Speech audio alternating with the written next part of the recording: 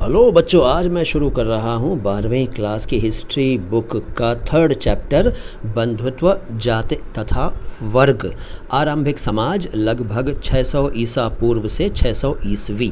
दोस्तों, एक ख़ास बात है इस वीडियो में और मेरे सभी वीडियोज़ में, या इस ऑडियो में और मेरे सभी ऑडियोज़ में, और वो ये है कि उच्चारण आपको बिल्कुल शुद्ध मिलेगा, यानी परफेक्ट प्रोनाउंसिएशन मिलेगा। शब्दों का तलफ़ुज़ जो है, उर्दू में कहते हैं ना तलफ़ुज़, वो एकदम परफेक्ट मिलेगा।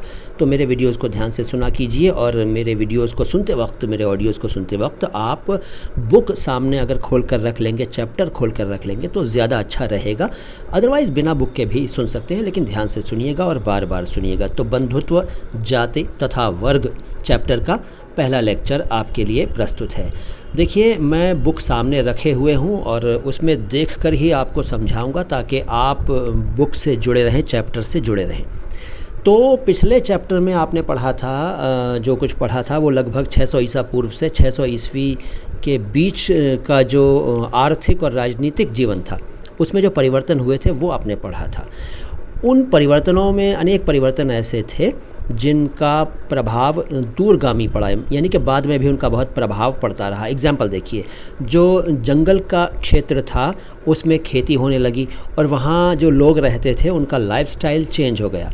ठीक है, जो शिल्पकार थे उनके नए नए समूह बनने लगे, नए नए शिल्पकार बनने लगे, पैदा होने लगे, मतलब नई शिल्प कलाओं को लोगों ने अपना लिया। अच्छा, एक चीज़ थी जो कि ये है कि संपत्ति का असमान वितरण था, यानी कोई बहुत गरीब था, कोई बहुत अमीर था, यानी एक तरह से आर्थिक विषमता थी सब तरफ। जो हिस्टोरियंस हैं वो सारी प्रोसेस को समझने के लिए आम तौर पर जो साहित्यिक परंपराएं हैं उनका इस्तेमाल करते हैं। ठीक है, अच्छा, इसके लिए वो ग्रंथ पढ़ते हैं। अनेक ग्रंथ ऐसे हैं जो सामाजिक व्यवहार के मानदंड तय करते थे। ठीक है, अच्छा, कई ऐसे भी हैं जिनमें जो रिवाज प्रचलित थे उस ज़माने में उनकी भी चर्चा होती थी। जो अभिलेख हमें मिलते हैं उनमें समाज के अनेक ऐतिहासिक अभिनायकों की झलक मिलती है, ऐसा किताब में बताया जा रहा है। आप चैप्टर देख रहे हैं तो आप समझ रहे होंगे कि मैं क्या कहाँ से बोल रहा हूँ, ठीक, कहाँ पढ़ रहा हूँ, ठीक है ना। चलिए आगे चलते हैं। अब आपको ये याद रखना ज़रूरी है कि ये जो ग्रंथ थे ये किसने लिखे, और उन ग्रंथों में क्या लिखा, और किसके लिए लिखा, क्यों लिखा। और ये भी आपको ध्यान रखना चाहिए कि ग्रंथों को लिखने के लिए जो लिपि या भाषा प्रयोग में लाई गई वो कौन सी थी, और वो भाषा कैसे फली फूली। अगर उन ग्रंथों का इस्तेमाल सावधानी से करें तो उस ज़माने में समाज में जो भी परंपराएं, आचार, व्यवहार, रिवाज चल रहे थे, प्रचलित थे, उनके बारे में आप विस्तार से अच्छी तरह जान सकते हैं। अच्छा, उपमहाद्वीप के सबसे समृद्ध ग्रंथों में से एक ग्रंथ है महाभारत। अच्छा, उपमहाद्वीप किसे कहते हैं? देखिए, उपमहाद्वीप का मतलब है इंडियन सब कॉन्टिनेंट, यानी पूरा भारत, जो उस ज़माने का भारत था, यानी पाकिस्तान, बांग्लादेश, नेपाल और आसपास के दूसरे देश जो थे वो अलग नहीं थे, हमारा ही एक बड़ा सा देश था। इसे हम उपमहाद्वीप कह लेते हैं। ठीक है, तो हमारे यहाँ जितने भी ग्रंथ हैं उनमें से महाभारत ग्रंथ का भी अपना एक विशेष स्थान है। उस महाभारत ग्रंथ में कितने श्लोक हैं जानते हैं? 1 लाख से भी ज़्यादा। जी हाँ, 1 लाख से भी ज़्यादा श्लोक हैं, और उस ज़माने की सामाजिक श्रेणियों और जो कंडीशंस थी, सोशल कंडीशंस, उनका ब्यौरा मिलता है। अच्छा, ये जो ग्रंथ था महाभारत, ये 1 दिन, 2 दिन, 5 दिन, महीना भर, 1 साल, 2 साल, 10 साल, 50 साल में नहीं लिखा गया। आपके इस चैप्टर में बताया गया है कि इस ग्रंथ को 1000 साल तक लिखा जाता रहा। सोचिए ज़रा, 1000 साल तक लिखा जाता रहा, तो कोई एक आदमी तो लिख नहीं रहा था, जाहिर है लोग आते थे और लिखते रहते थे। ये शुरुआत कब हुई? इस ग्रंथ के लेखन की शुरुआत लगभग 500 ईसा पूर्व में हुई, यानी BC 500, यानी ईसा से 500 साल पहले हुई। ठीक है, अच्छा, इसमें अनेक कथाएं जो दी गई हैं वो ऐसी कई कथाएं हैं, यानी महाभारत में जो कथाएं दी गई हैं उनमें से कई कथाएं, कई कहानियां ऐसी हैं जो उस ज़माने से भी पहले से चली आ रही थी। महाभारत की जो कथा है वो क्या है? वो 2 फैमिलीज़ के बीच में हुए युद्ध को बताती है। कौरव और पांडव, जानते हैं ना आप, ये सब आपने देखा है सीरियल्स में, टीवी प्रोग्राम्स में भी देखा है, वैसे पढ़ा सुना भी है। ठीक है, इसके जो मुख्य पात्र थे, मेन कैरेक्टर्स, वो सामाजिक मानदंडों को फॉलो करते हुए दिखते हैं आपको। अच्छा, आगे चलते हैं तो अगला पेज जो आता है पेज नंबर 54, उसमें पहला हेडिंग है महाभारत का समालोचनात्मक संस्करण। इसमें बताया गया है कि एक संस्कृत विद्वान थे वीएस सुकथांकर। इन्होंने क्या किया कि 1919 में एक बहुत ही एम्बिशियस परियोजना शुरू की, एक बहुत बड़े प्रोजेक्ट पर काम शुरू किया। उनके साथ बहुत सारे विद्वान थे, बहुत सारे इतिहासकार थे, और उन्होंने ये डिसाइड किया कि महाभारत का समालोचनात्मक संस्करण तैयार किया जाए। क्या क्या काम करने हैं जान लीजिए। बहुत सारे काम करने थे। उस ज़माने की आर्थिक, सामाजिक, सांस्कृतिक, नैतिक, पारिवारिक और युद्ध संबंधी घटनाओं और नियमों का ब्यौरा जमा करना था, और भी बहुत कुछ करना था। क्या क्या काम करने थे? बहुत सारे काम थे। देखिए, शुरू में तो भारत में जो अलग अलग भाग हैं, वहाँ जहाँ भी जो अलग अलग लिपियों में महाभारत की पांडुलिपियाँ मौजूद थीं, उनको जमा किया गया। अब देखिए कितना मुश्किल काम कर रहे थे जो सुकथांकर जी और उनके साथ के लोग। पूरे देश में जहाँ जहाँ भी संस्कृत की मैन्यूस्क्रिप्ट्स मौजूद थी महाभारत की, उनको जमा किया गया। इस प्रोजेक्ट पर जो लोग काम कर रहे थे, उन्होंने क्या किया कि जितनी भी उनको मैन्यूस्क्रिप्ट्स यानी पांडुलिपियाँ मिली, उनमें जितने भी श्लोक मिले उनका कंपैरिजन करने का एक उन्होंने तरीक़ा ढूंढा, और फाइनली उन्होंने ये किया कि जो श्लोक सभी पांडुलिपियों में पाए गए थे उनको लिया।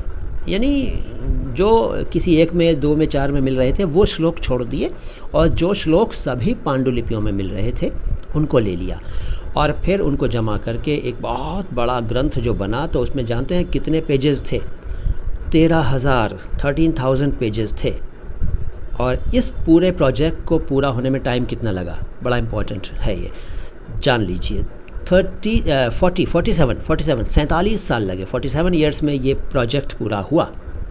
और इस पूरे प्रोसेस में दो बातें ख़ास तौर पर सामने आई। पहली तो ये बात समझ में आई कि संस्कृत के अनेक पाठों के अनेक अंशों में समानता थी, यानी कई पाठों के अनेक अंश जो थे, पार्ट्स जो थे, हिस्से जो थे, वो सेम थे। अच्छा, इससे ये जो है ये इस बात से ही क्लियर हो जाता है कि पूरे इंडियन सब कॉन्टिनेंट में कश्मीर, यानी कश्मीर से लेकर और दूसरे साइड में नेपाल से लेकर और दक्षिण में केरल और तमिलनाडु तक अगर जाएं तो सभी पांडुलिपियों में एक समानता देखने में आई, सिमिलैरिटी पाई गई। ठीक है। दूसरी बात जो क्लियर हुई वो ये थी कि कुछ सेंचुरीज़ के दौरान महाभारत में जो अनेक रीजनल डिफरेंसेस शामिल हो गए थे उनका भी पता चला। उन रीजनल डिफरेंसेस के बारे में जो फुट नोट्स होते हैं ना, जिनको हिंदी में पाद टिप्पणी कहते हैं, पाद टिप्पणी यानी फुट नोट्स, यानी मेन जो पेज होता है, किसी भी किताब का कोई पेज होता है, उसमें आप देखेंगे नीचे छोटा छोटा एक लिखा होता है या लाइन खींच के छोटा छोटा लिखा होता है जो कुछ, उसे हम पाद टिप्पणी कहते हैं। ठीक है, पाद टिप्पणी यानी फुट नोट। तो जो एडिशनल इन्फॉर्मेशन थी वो हर पेज पे या कुछ पेजों में फुट नोट के रूप में दी गई, और इस तरह से जो 13,000 पेजेस थे उनमें आधे से भी ज़्यादा पेजेस में फुट नोट दिए गए। अगर आप ध्यान से देखें तो ये जितनी भी जानकारी, जितनी भी इन्फॉर्मेशन मिली, उससे उस ज़माने के सामाजिक इतिहास का भी पता चला, और ये भी पता चला कि उस दौर में जो दोनों पार्टीज़ थी, दोनों पक्ष थे, उनमें किन बातों में मतभेद था और किन बातों में सहमति थी, ये भी मालूम हुआ। अच्छा, अब ये जो जितनी भी प्रोसेस हुई, उन प्रोसेस के बारे में जो हम समझते हैं, ये जो हम क्या मतलब जो ये विद्वान लोग समझते हैं, तो उनकी समझ जो बनी उसका बेस ये था कि संस्कृत में ब्राह्मणों द्वारा लिखे गए और उन्हीं के द्वारा लिखे गए ये विवरण, यानी महाभारत के जो विवरण थे उसे ब्राह्मणों ने लिखा। और 19वीं और 20वीं सदी में जो इतिहासकार थे, उन्होंने पहली बार सामाजिक इतिहास के मुद्दों का अनुशीलन करते वक्त इन ग्रंथों को सतही तौर पर समझा था। मतलब ऐसे ही ईज़िली, मतलब हल्के में ले लिया था, ऐसे ही ठीक है जो भी है ऐसे करके उन्होंने लाइटली लिया था। लेकिन ये पता चला अध्ययन के बाद कि उन ग्रंथों में जो भी लिखा गया है वो वास्तव में उसी तरह माना भी जाता होगा जैसा कि वो लिखा गया है। ये स्टडी के बाद पता चला। आगे चलकर विद्वानों ने पाली, प्राकृत और तमिल ग्रंथों का भी अध्ययन किया और नई नई बातें जान ली। ये सारा कुछ जो पढ़ा गया, इससे ये पता चला कि उस ज़माने में जो सामाजिक आदर्श प्रचलित थे, जो समाज में आदर्श चलते थे, उनको भी कुछ लोग जो है वो प्रश्नवाचक नज़र से देखते थे। मतलब उन पर भी सवाल उठाए जाते थे और उनके ख़िलाफ़ आवाज़ें भी उठाई जाती थी, मतलब आलोचनाएं भी होती थी। ठीक है, ये हमें सब कुछ पता चला उस अध्ययन से, उस परियोजना से जो कि 13,000 पेजेस पर आधारित थी। तो ये आज मैंने आपको सिर्फ 2 पेज समझाने की कोशिश की है। मुझे यकीन है कि आपको थोड़ा बहुत तो समझ में आया होगा, और अगर समझ में कुछ कम आया है तो दोबारा सुनिएगा और किताब रख कर, पेज खोल कर, ये चैप्टर का पेज जो है उसे खोल कर रखिएगा। पेज नंबर 53 और 54 मैंने पढ़ लिया। अगली मुलाकात में मैं आपको पेज नंबर 55 से समझाना शुरू करूँगा और हम तब लेंगे पॉइंट नंबर 2, बंधुता एवं विवाह। ये वीडियो, ये ऑडियो कैसा लगा कमेंट बॉक्स में मुझे बताइए, और इस वीडियो को लाइक, इस ऑडियो को लाइक ज़रूर कीजिए। चैनल को सब्सक्राइब नहीं किया है तो सब्सक्राइब कीजिए। अगर आप अपनी प्रतिक्रियाएं, अपने रिएक्शंस, अपने कमेंट्स मुझे पढ़ने का मौका देंगे, तभी मैं अगले ऑडियोज़, अगले वीडियोज़ बनाऊँगा। भाई सीधी बात है, जब मुझे हौसला मिलेगा तो मैं बनाऊँगा, अदरवाइज़ मैं भी आराम से बैठ जाऊँगा भाई, है ना। ठीक है, तो आता हूँ अगली मुलाकात में लेकर आपके लिए और भी जानकारी इस चैप्टर के बारे में। नाम तो मेरा जानते हैं ना आप, बिल्कुल जानते हैं यार। अपना ख्याल रखिएगा, मन लगा कर पढ़िएगा, क्योंकि आप सब अच्छे हैं। आप में से हर बच्चा, हर स्टूडेंट कोई ना कोई ख़ासियत अपने अंदर रखता है, और मुझे यकीन है कि आप सब बहुत अच्छा करेंगे एग्ज़ाम में भी और लाइफ में भी। Thank you.